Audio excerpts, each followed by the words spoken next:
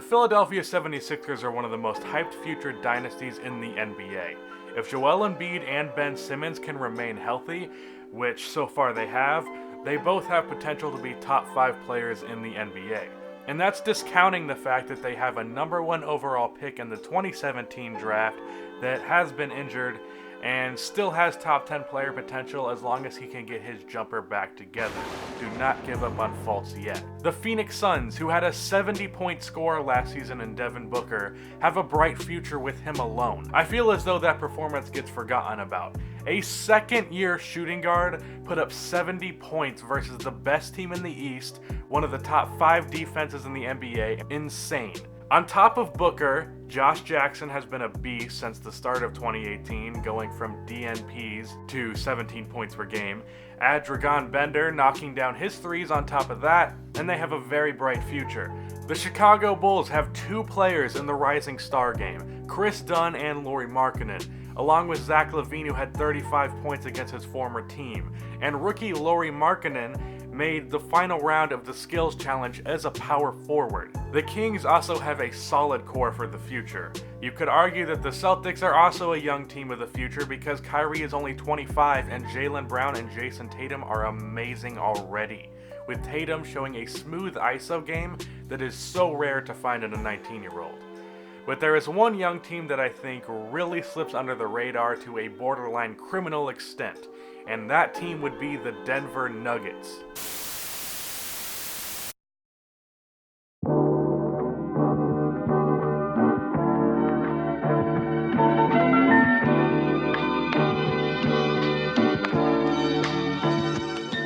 Now, when you think of the Denver Nuggets, you most likely think of the name Nikola Jokic. But I want to talk about some other players on this roster before I talk about the obvious piece. The player that I can see being the second best player on this roster is Jamal Murray. Now, I kind of dumbly said in my Kemba Walker to Denver video that the Nuggets should trade Murray for Kemba. Well, after I said that, pretty much the day after, Murray went on a crazy streak. Seems like anytime I make a video related to Kemba, I end up being wrong. Because I said that he should be traded, then the next day the Hornets traded for Dwight Howard and drafted Malik Monk and looked like a playoff team. We saw how that worked out, but now Murray goes off right after I mentioned the idea of trading him. Anyways, why should the Nuggets build around a player like Murray?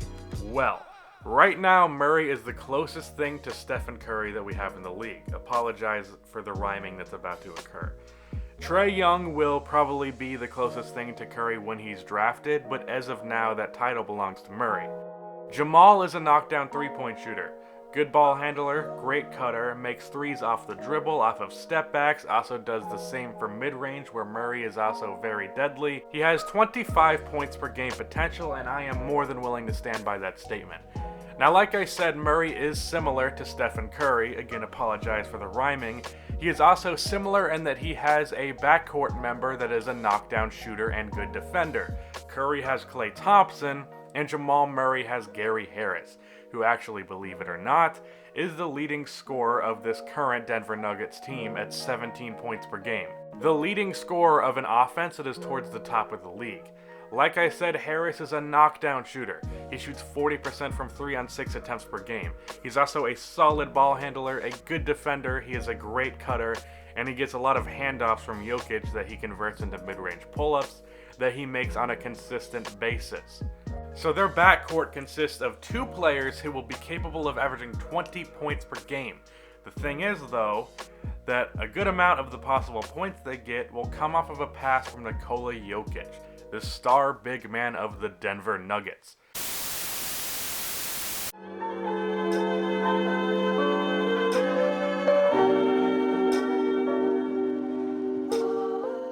For a quick breakdown of his game, if you don't know it already, which you should, Jokic is an amazing passer first and foremost, averaging almost 6 assists per game this season.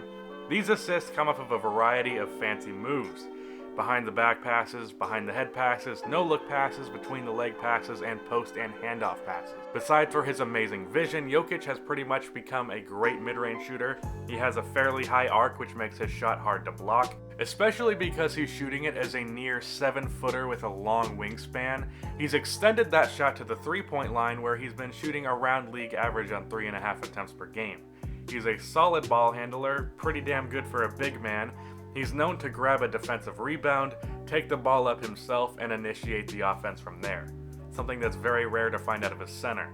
He's also a very good post player, using a variety of up and unders, post hooks, fadeaways, or even just bullying his way inside and using his size to score. Though he is never actively looking for his shot, which I think is the thing about Jokic that truly makes him unique. Not the passing, ball handling, or shooting. At this point in the NBA, a big man is weird if he can't do that to an extent.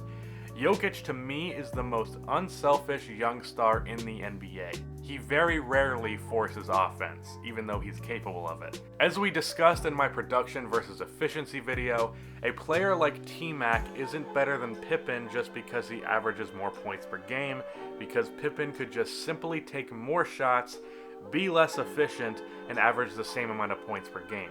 But Jokic isn't actively looking to boost his stats, especially not his scoring. In the many Denver Nuggets games that I've seen this season, they are one of my favorite League Pass teams, very rarely do I see Jokic take a bad shot. Almost every time Jokic shoots it, it is either the best shot available or the shot clock is running down. Jokic averages 16.9 points per game, 10.6 rebounds per game, and 5.9 assists, shooting 48% from the field and 36% from three. 48% from the field is not amazing for a big man, but you have to consider that most of his shots are either post-ups or mid-range. He's not a classic Clint Capella-like big man who gets the ball down low for an easy lay-in or dunk from a pass from a guard. The fact that he is the focal point of the offense means that he isn't getting the easiest looks in the world. Even then, like I said, he always has good shot selection. Everything runs through Jokic. The offense goes as Jokic goes. I don't think it's a stat, but if it was, I would bet that the Nuggets are at the bottom of the league in dribbles per game.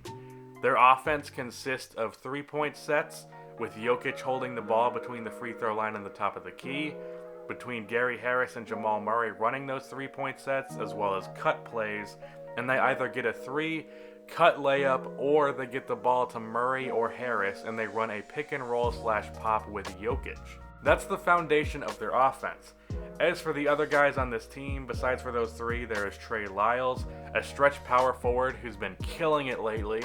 11 points per game, 5.2 rebounds, shooting 50% from the field and 40% from three on 3.3 attempts per game. I would actually compare him to Robert Horry, being a little bit bigger with the post game as well. He's had a couple of 20-point performances, but I think that he should end up being a bench player down the line because of one major issue with this team that we should talk about later. Another guy is Will Barton, who's been great this year. 14.7 points per game, 4.1 assists, shooting 44% from the field and 37% from three. He is 27 years old, so he's not all that young and doesn't completely fit with their timeline, but he's still got a good 4 or 5 years as a really solid player. Besides for that, most of their players are not that good or they're too old. I really did not like the Paul Millsap signing. He's making an absurd $30 million a year. First of all, Paul Millsap at the age of 24 would not be worth $30 million, let alone a 32-year-old Millsap. That contract is ridiculous. That money could be used on other free agents that are on the same timeline as their core. And the other starter is Wilson Chandler, who's a solid role player at the 3 spot, but is getting a little old. So they have a core of Jokic, Murray, and Harris. And like I said, I think Trey Lyles will end up being a bench player, not because I don't think he's going to be good enough to start, but because he's not a great defensive player.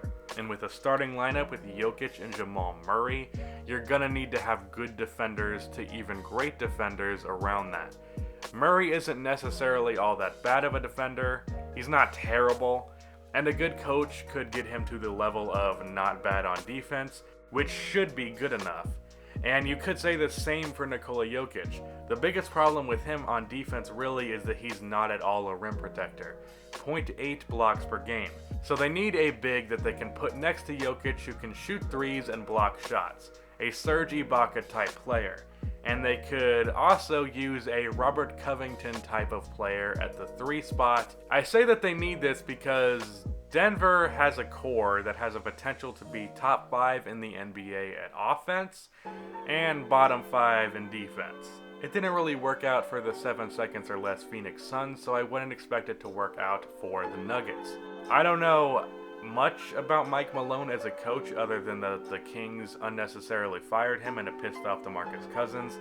Maybe he has a good defensive strategy that will help the team and they can mask some of that bad defense. I'm not sure, but they need to sign and draft defenders and shooters to ensure that their defense is at least in the top 15 by the time they reach their primes. Around 5 years from now, the future of the league is fairly uncertain. As much as I love Devin Booker, that core around him isn't quite enough for them to reach that level of contention unless they hit a home run in the draft this year, which is very possible. And the Timberwolves, if they don't clean up their defense, 5 years from now, Butler won't be able to save them when their young players are not able to keep it together. So the Nuggets have a chance to become serious contenders in the West as long as their players develop and they get defenders on their roster. That's the end of this video. Please be sure to like and subscribe for more NBA content like this. Check out my latest What If. What if Brandon Roy and Greg